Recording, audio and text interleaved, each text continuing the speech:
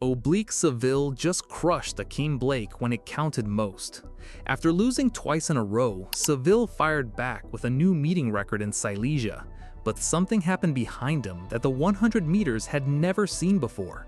Seville got lane 5 for the men's 100-meter final at the Silesian Stadium. For the first 40 meters, it looked like a total brawl. Kenny Bednarik was rocketing beside him. Christian Coleman, one of the fastest starters ever, stuck right at the front. Then Seville hit the part of the race that used to hurt him most, that hard stretch between 60 and 80 meters, and suddenly he found speed nobody else had. By 80 meters, it was already done. He flew across the line in 9.83 seconds with a legal wind of 1.4 meters per second, smashing the old 9.87 record set by Fred Kerley back in 2024. His own countryman, Kashane Thompson, had matched that mark too. 3 men had hit 9.87 at Silesian Stadium over the years. Nobody had ever gone faster there. Here's what makes it even bigger. He called his shot early. At the press event in Chorzów, Seville looked straight at reporters and said he would break the meeting record. Then he stepped out on August 23rd and did exactly that. You could already see it coming in the qualifying rounds. Seville won his heat in 9.90 seconds, a blazing time for a round that only needed him to advance. Bednarik won his heat in 10.03, and that gap showed just how easy Seville looked. The Kamila Skolimowska Memorial is known as one of the fastest meets around, and in 2026, it delivered 6 meeting records across 15 Diamond League events. Mykolas Alekna smashed the Diamond League record in discus. Mondo Duplantis soared over 6.20 meters in pole vault. But the 100 meters still stole every headline. Both of Seville's earlier losses had come within 2 weeks in July, and both followed the exact same script. The first loss hit at Hayward Field in Eugene, Oregon on July 4th. Kenneth Bednarik was making his Diamond League debut. He was only 21, still a student at Auburn and the reigning NCAA champ. Almost nobody outside college track knew his name. Seville blasted out of the blocks, but Bednarik caught him before 30 meters, pulled away through the middle and won in 9.84. The world champion crossed second in 9.89. The second loss came July 18th at London Stadium in front of a packed crowd. Bednarik ran 9.84 again, turned his head and stared right at Seville as they crossed the line together. Seville clocked 9.87 and finished second, twice beaten in under 14 days. So the Jamaican walked into Poland facing tough questions about whether his crown was slipping, with a 21-year-old stuck in his head.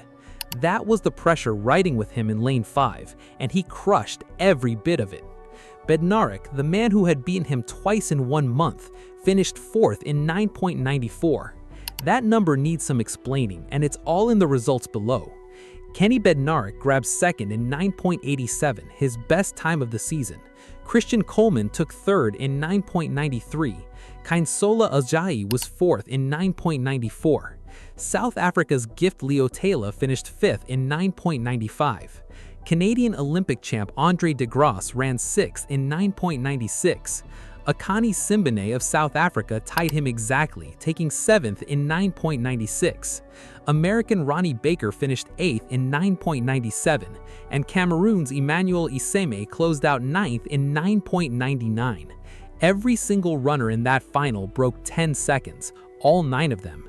That had never happened before in 100-meter history. The closest race ever to this was the 2024 Olympic final in Paris, when all 8 finalists broke 10 seconds for the first time at any games. Noah Lyles won that one in 9.79 by just 0.005 of a second.